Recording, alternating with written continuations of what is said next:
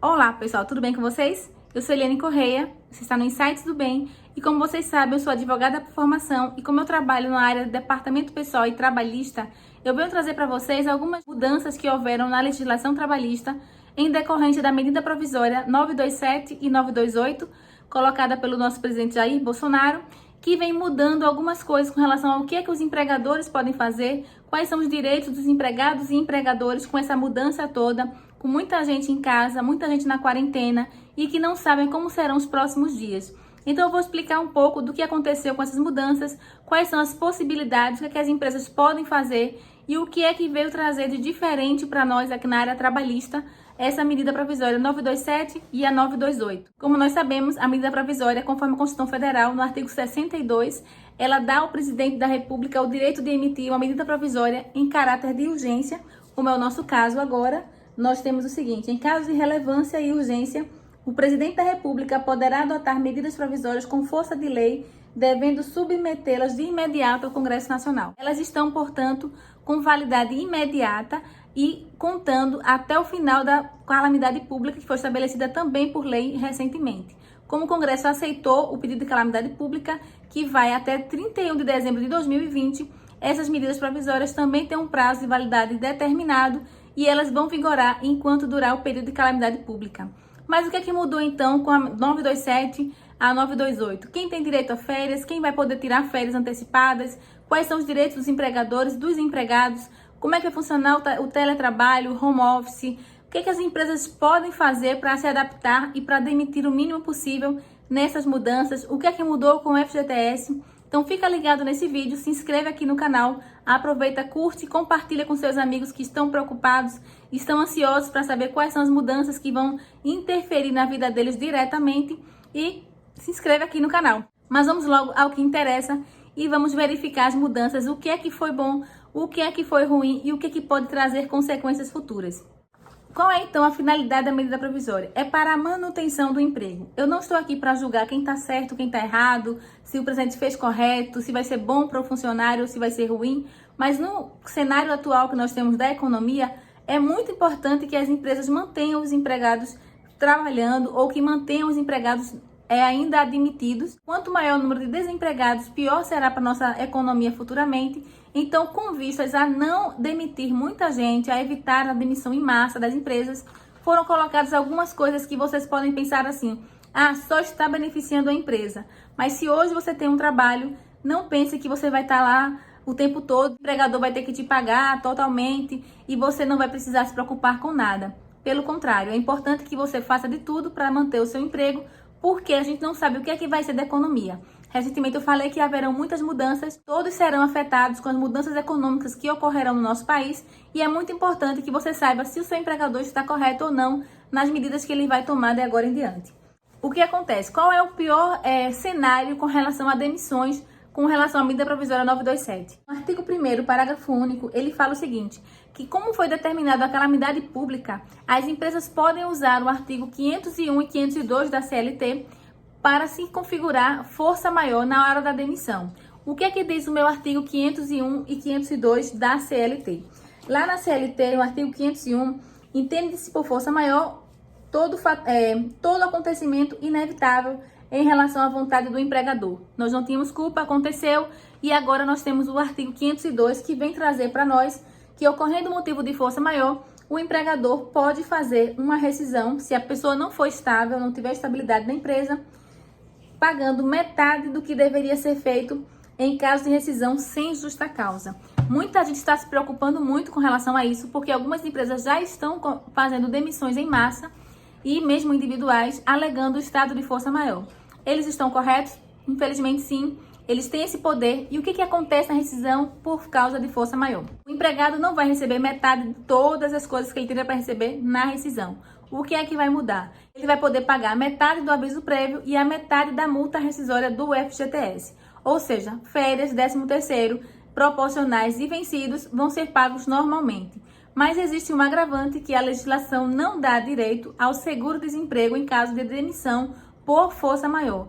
Nós ainda não sabemos se haverá uma alteração nessa medida provisória, se futuramente o governo vai estabelecer que eles terão direito ao seguro-desemprego, mas a princípio o empregado fica sem direito ao seguro-desemprego. A empresa vai poder demiti-lo pagando a metade do aviso prévio e a metade do fundo de garantia por tempo de serviço, no caso, a multa dos 40%.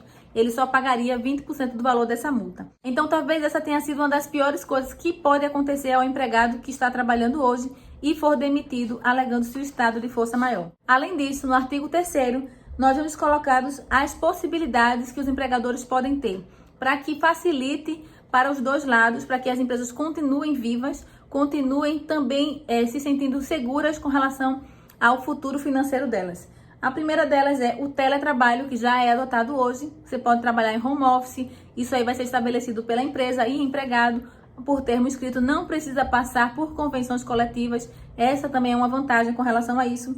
A antecipação de férias individuais. O que acontece aqui? A empresa vai poder antecipar até 3 meses das próximas férias que você terá direito. Ou seja, o empregado ainda não completou o período aquisitivo de férias, acabou de chegar no período de férias e ele pode receber antecipadas as próximas férias. Mas existem algumas formas de pagamento diferenciado que também vou falar sobre isso. A outra coisa que eles podem fazer no artigo inciso 3º é a concessão de férias coletivas, que também não precisaria por comunicação do Ministério do Trabalho, enfim, nem do sindicato.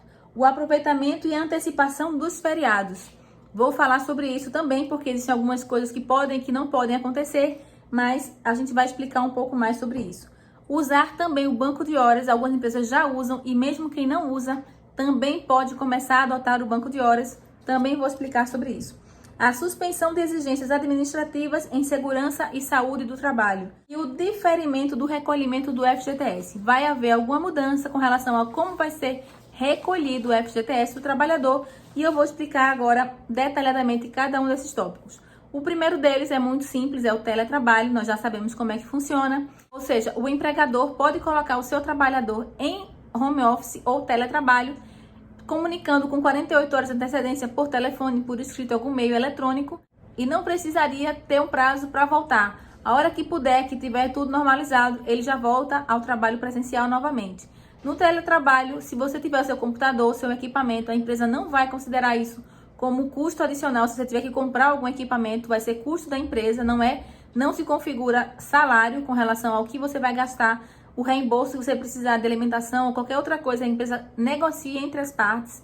Caso você não tenha o equipamento, a empresa pode lhe dar incomodar o equipamento para você trabalhar em casa. E existe uma outra questão. Ah, mas eu estou trabalhando em casa minhas 8 horas de trabalho normal. E se por acaso meu telefone tocar 9 horas da noite ou 5 horas da manhã e não estiver dentro do meu horário de trabalho, configura a hora extra? Não configura hora extra porque não se considera tempo à disposição do empregador. Mas dentro do horário de trabalho você estará cumprindo a carga horária que a empresa determinar que você tinha fora do trabalho, você pode ter ela em casa. A segunda coisa que muda é a antecipação das férias individuais. Recentemente, na reforma trabalhista, nós vimos a possibilidade da divisão das férias em 3 partes. O empregador poderia dividir as férias em 3, inclusive não podendo ter um período inferior a 15 dias. E agora nós não sabemos quanto tempo vai se passar fora. Então, a empresa pode dar as férias divididas? Pode. Então, essa antecipação de férias, elas não podem ser gozadas em períodos inferiores a 5 dias. Mas, sendo superior a 5 dias, você pode considerar 6, 7 dias como períodos de férias, caso a sua empresa fique fechada nesse período, desde que você comunique ao empregado que vai ficar de férias com no mínimo 48 horas. É uma outra mudança com relação à legislação, que anteriormente você tinha que comunicar com 30 dias de antecedência que o empregado estava com direito a férias. E o que é que muda mais com relação a isso? Eles vão poder negociar a antecipação de férias e períodos futuros. Caberá à empresa e empregador, coletivamente ou individualmente, negociar com cada funcionário quantos períodos antecipados ele vai dar para o funcionário para que ele não seja demitido. Essa é uma boa opção? Sim, porque a gente não sabe até quando as empresas vão aguentar, até quando vai ficar toda essa questão de quarentena, e então é importante essa flexibilidade de datas para ter períodos aquisitivos de férias. Aqueles trabalhadores que estão dentro do grupo de risco, maiores de 60 anos, grávidas, pessoas que possam estar dentro de qualificações de risco, terão prioridade na aquisição de férias. Então, se você está com a situação, você está acima de 60 anos e você quer tirar férias antecipadas, você pode chegar para a sua empresa e também dizer que gostaria de entrar na prioridade das férias antecipadas. E o que acontece? Ele poderá suspender férias ou licenças não remuneradas das pessoas que trabalham na área de saúde ou nos serviços essenciais. Se trabalha em supermercados, trabalha no hospital, se for considerado um serviço essencial, as férias e as licenças em casa podem ser canceladas ou suspensas temporariamente. Então você que é empregador pode também ter se perguntado: como é que eu vou pagar o período de férias agora que eu não me programei, não tinha o dinheiro para pagar, não posso fazer isso agora? A legislação permite então que você pague o terço das férias até o período do vencimento da gratificação natalina, ou seja, quando vencer a segunda parcela do 13º salário, você pagará o terço das férias que foi antecipada agora. E o que acontece? O pagamento das férias não será antecipado, a menos que a empresa tenha e possa fazer antecipadamente, não tem problema. Mas se a empresa está ruim das pernas agora e não consegue pagar antecipada essas férias, o que a empresa pode fazer? Ela pode deixar o funcionário de férias, comunicar 48 horas antes, e ele vai ficar em casa e vai receber as suas férias, o seu salário mensal, no dia 5 do mês seguinte. Ou seja, quem sair de férias agora, a partir do dia 1 de abril, vai ter até o dia 5 de maio, até o 5º dia útil de maio, para receber as suas férias, que seria como se fosse um salário normal, e ele em casa não vai poder gozar nem ir para a praia, provavelmente, mas vai estar de férias em casa, e quando for em dezembro, ele recebe a gratificação natalina juntamente com o terço das férias que ele teria direito agora. Agora, o que acontece se nesse meio tempo o empregado for demitido? Vai ser descontado as férias que ele recebeu antecipado, assim como se ainda a empresa estiver devendo o terço das férias, ele vai receber isso na rescisão agora. Será antecipado esse pagamento e não vai esperar para dezembro para receber em caso de rescisão. Concessão de férias coletivas.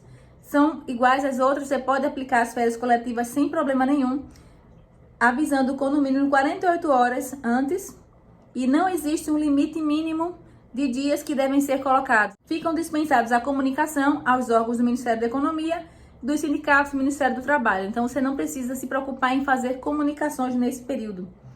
Aproveitamento e da antecipação de feriados. A medida provisória, o artigo 13, ela estabelece a possibilidade de se antecipar os feriados federais, municipais e estaduais, desde que não sejam feriados religiosos. Ou seja, você pode antecipar o dia 1º de janeiro, você pode antecipar 7 de setembro, você pode antecipar 15 de novembro, qualquer feriado que venha acontecer nesse próximo período da calamidade pública, eles serão antecipados, você vai estar descontando, ficando em casa agora, descontando dos seus feriados. Os feriados religiosos só podem ser antecipados por acordo individual entre empregador e empregado. Banco de horas. Muitas empresas já trabalhavam com banco de horas e permanece a possibilidade de se fazer agora um banco de horas. Vai ser contabilizado da parte da empresa e do empregado os bancos de horas. Se você deve horas para a empresa, se a empresa vai dever horas para você.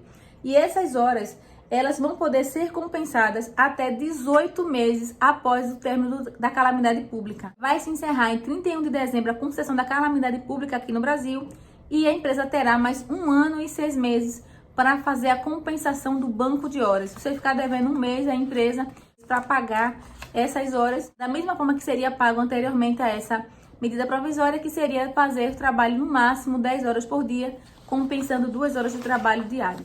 Suspensão de exigências administrativas em segurança e saúde do trabalhador.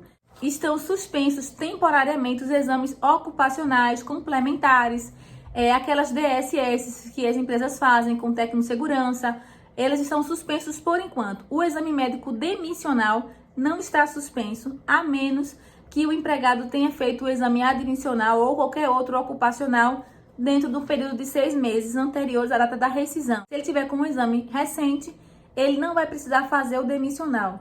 Então, quando se encerrar o período de calamidade pública, as empresas terão 60 dias para fazer esses exames ocupacionais e complementares que ficaram faltando nesse período de calamidade pública. O artigo 18 da MP 927, que assustou muita gente, foi justamente sobre a suspensão do contrato de trabalho, onde o empregador poderia suspender o contrato de trabalho sem salário ou por uma ajuda mensal em troca de um curso EAD ou qualquer outro curso online. Esse artigo foi revogado pela medida provisória 928. Foi o que deu mais polêmica, as pessoas realmente viram que era muito inconstitucional suspender o contrato de trabalho e deixar o empregado em casa sem saber se ficaria ou não depois no emprego e sem receber salário, sem poder sustentar a sua família. Então, graças a Deus, esse artigo foi visto que ele era inconstitucional e a gente vai evitar muitos processos aí, não precisando se preocupar com ele agora.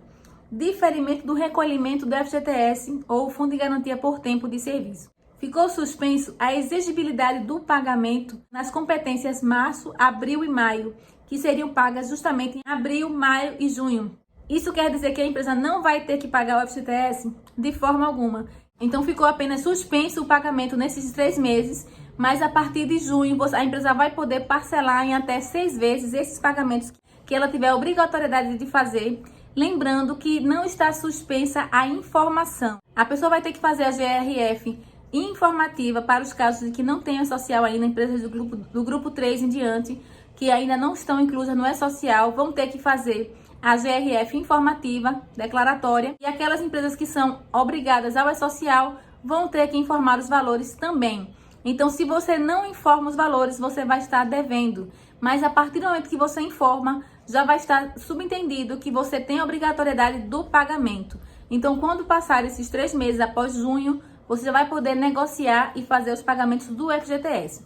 Podendo pagar antecipado, não tem problema, não há nada que impeça as empresas a manter os recolhimentos regulares para evitar problemas futuros, porque vai depender de versão, vai depender de algumas mudanças no pessoal que trabalha com sistemas, talvez dê alguma dor de cabeça com relação ao social, esses probleminhas que são novos ainda para muita gente. Mais uma informação relevante para nós com relação a 927, são para as empresas da área de saúde, os hospitais, clínicas, pessoas que trabalham com a área de saúde, elas poderão prorrogar a jornada de trabalho, adotar escalas suplementares, poderão usar a compensação também de banco de horas. O que acontecerá então se o funcionário tiver contaminação por coronavírus? Será considerada uma doença ocupacional? Gente, vai depender da comprovação do nexo causal. Se realmente ele teve acesso à doença devido ao trabalho, ele estava trabalhando quando ele teve contato com o paciente, contato com alguém doente, e ele foi contaminado e pode provar, ou há um nexo de causalidade que diga que ele contraiu a doença no ambiente de trabalho ou relacionado ao trabalho. Então, haverão que ser provados esses casos, talvez sejam fáceis, alguns vão ser mais difíceis, mas precisaria haver o nexo de causalidade, até porque, como a contaminação ela é muito fácil, qualquer pessoa pode se contaminar, até com o botão de elevador, então fica difícil dizer exatamente qual foi o momento em que a pessoa teve contato com a doença, exceto se for pessoa que trabalha no hospital, que está diretamente ligado ao paciente, vai ficar mais fácil de provar o nexo de causalidade, podendo vir ser considerado uma doença ocupacional. Os acordos coletivos vencidos e vencidos nos próximos 180 dias a partir da assinatura dessa medida provisória, eles poderão ser prorrogados a critério do empregador por até 90 dias. Então, talvez dissídios, algumas convenções que venham a acontecer dentro desse ambiente de sindicato, elas poderão manter-se ainda igual pelos próximos 90 dias a critério dos empregadores.